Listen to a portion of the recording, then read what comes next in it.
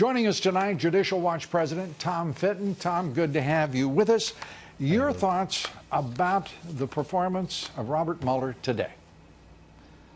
Well, I don't know what reputation he had that deserved any credence till now, but it's no longer there. He's really destroyed whatever reputation he's had with this political attack on the president, turning the rule of law on its head, suggesting the president is guilty, and because he can't prove otherwise, we should conclude that he should be impeached. It's an abuse of power, once again, by the Mueller special counsel and him personally. You know, he had some plausible deniability. There was this gargantuan report out there. We knew he had hired all these anti-Trumpers, right. But he came out and personally endorsed this abusive attack on the president, right. Doubling down on the corruption from the report. You know, and I think highly of Attorney General Barr, but I think he's been too deferential to the Mueller special counsel. He should have shut this report down from even before it was even written, and it's been abuse piled on top of abuse targeting President Trump. And this Mr. Mueller, he needs to be investigated as well. The Office of Professional Responsibility should be asking, why did this Justice Department prosecutor come out and suggest wrongdoing by an innocent person?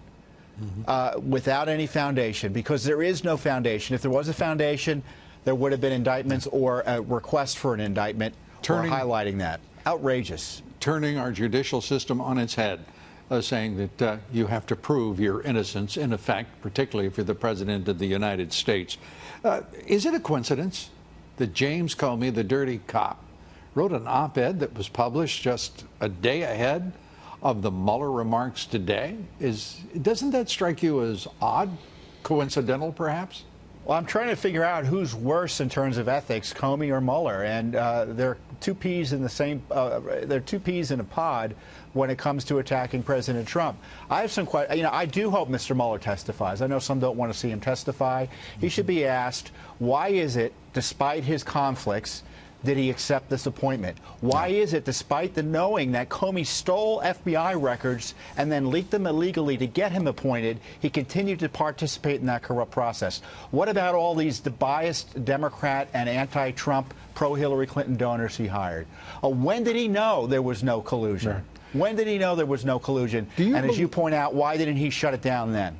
And this relationship between James Comey and Robert Mueller, many years in its duration, but do you suppose it persisted even as the special counsel and the fired former FBI director? Could they have possibly been colluding? Should there be an investigation of that collusion? Because there are too many coincidences, it seems to me. Well, we've asked for documents about that collusion. Remember, Mr. Mueller allowed Mr. Comey to testify despite his being in the middle of this massive obstruction investigation. We thought that was curious. Yeah. And this is why there needs to be, in the least, an internal ethics investigation of the way the Mueller operation proceeded and its interaction with some of these witnesses. You know, Mr. Mueller, for instance, Strzok was caught red-handed writing these anti-Trump texts, these pro-Hillary Clinton texts. Strzok testified. Mueller didn't ask him one question about whether or not his anti-Trump hatred influenced the investigation. Mueller was disinterested in that. Isn't that curious? It is curious, and after today, there are more questions about the witch hunt, as the president first characterized it, which I think is an apt description of what this turned out to be. Mueller says that charging the president, he at least tries to intimate that charging the president was never an option. So why did he persist at all? He didn't, by the way. There were no co-conspirators indicted.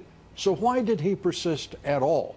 And if there are no co-conspirators and there is no evidence, he said he carried out an independent criminal investigation, then why in the world did he have any kind of reservation about saying clearly no evidence whatsoever of obstruction or collusion?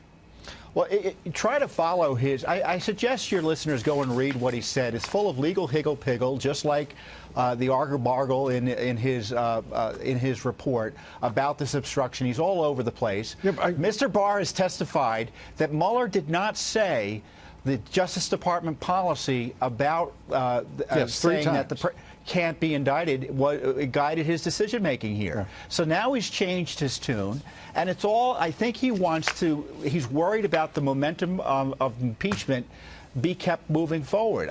This was about a political intervention in our system has any Justice Department employees ever done. By the way, what we're hearing from the Democrats as of right now is that they're frustrated with the Mueller performance and the content of that performance, which obviously many Democrats, as you heard earlier in this broadcast, think is inadequate to support their enthusiasm for impeachment.